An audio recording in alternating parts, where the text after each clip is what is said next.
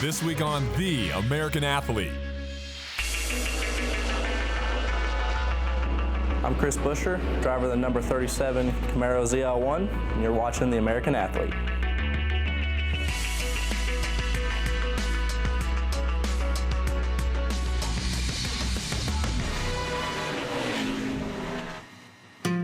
I'm driving for JTG Doherty Racing in number 37 Chevrolet. We're here in Sonoma Raceway for our first road race of the season. Finding your way in the sport is tough. It's hard to get into this point, and for me, I mean, it was a lot of motocross growing up, and that didn't last real long. My mom wasn't a huge fan of it, and looking back now, it was definitely for the better. Heeding his family's advice, Chris devoted himself to racing on four wheels and also put some time in at the shop.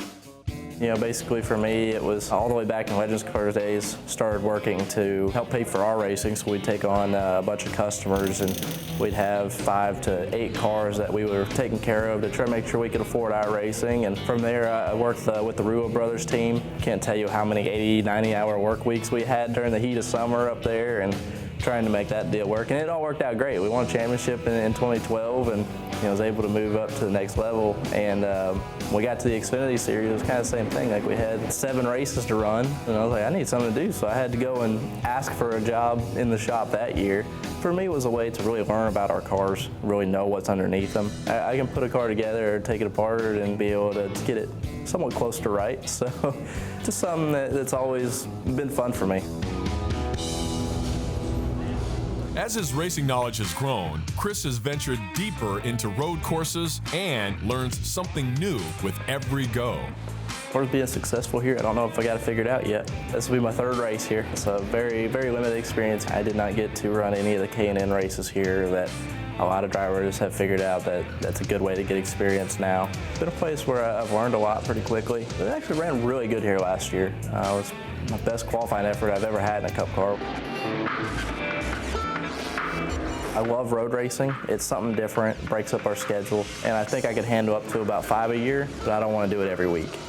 This track is very slow, very technical. A lot of airtime here over some curbs. Makes for a pretty spectacular race to watch.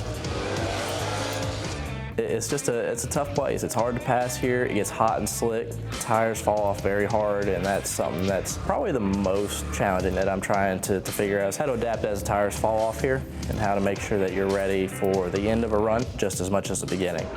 Clearly, Chris doesn't mind making left and right turns, but there's still one thing that's hard getting used to inside the car. When it's 30 or 50 degrees at the racetrack, it's about as comfortable as you'll get inside the car, because it ends up being about 70, 80 degrees, and I can handle that all day long. Even being from Texas, it's dry heat, man. North Carolina has been so humid here lately. I'm sweating, rolling a hose up. I was like, this is ridiculous. I don't understand. And then we come out here to Sonoma, it's supposed to be 98 degrees today. It's hot, but it doesn't feel anything over 98 degrees. It's actually a comfortable temperature. In a way, I'll take the 20-degree drop they're looking at tomorrow, but it's not bad today, and I can handle that.